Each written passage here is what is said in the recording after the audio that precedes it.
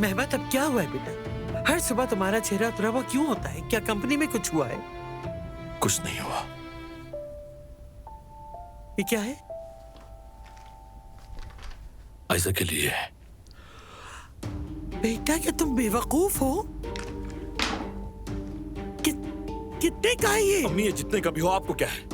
आपसे कितनी बार कह चुका हूं, आयशा के बारे में बात ना करे तो बेहतर है, और ना ही मेरे मामले में दखल दिया करे। जरूर दूंगी दखल में। देखो उस लड़की ने तुम्हें किस हाल में पहुंचा दिया।